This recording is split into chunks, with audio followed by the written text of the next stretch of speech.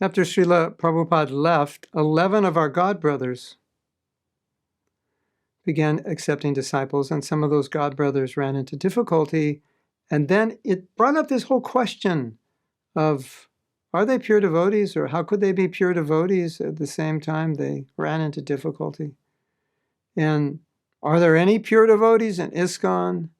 And can you have a guru who's not a pure devotee? So I want to discuss these questions because they're important.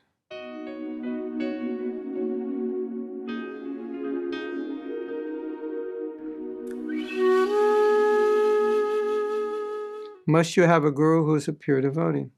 Of course. Were those gurus pure devotees? Well, they were pure if they were acting purely according to Prabhupada's instructions. So when we evaluate levels of purity, there are levels. There are the Mahabhagavats, there are the Madhyam, and there are the Kanishta. But Prabhupada said, if my disciples follow my instructions purely, in the broadest sense, they are pure devotees.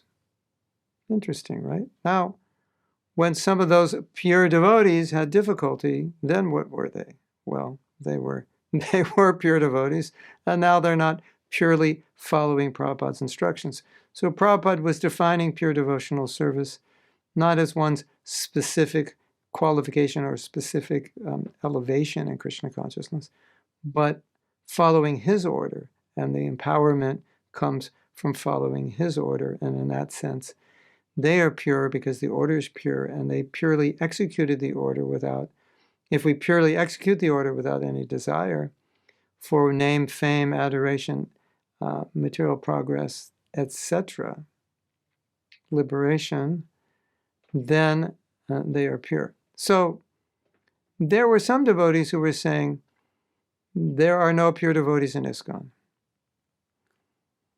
And there were some devotees who were saying, there are pure devotees, they're just not in ISKCON. You have to go there. You have to find them.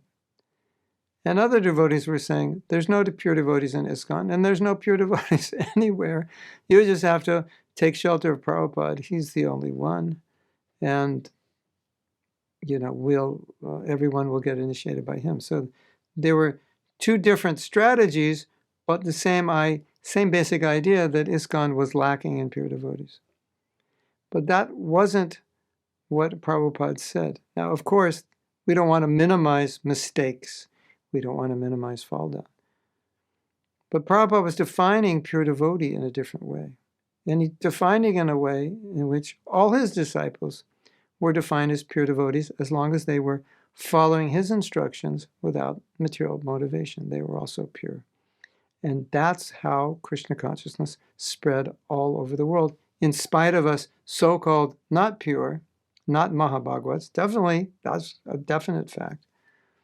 But because we were willing to do what Prabhupada wanted us to do without compromising or changing the pure devotional service of Prabhupada, the pure instruction of Prabhupada, the pure process, continued through us, and we were able to give it to others.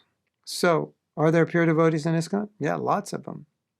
Are you a pure devotee? By nature, yes, you are. That's your nature. Hare Krishna. All glory to all the pure devotees in ISKCON.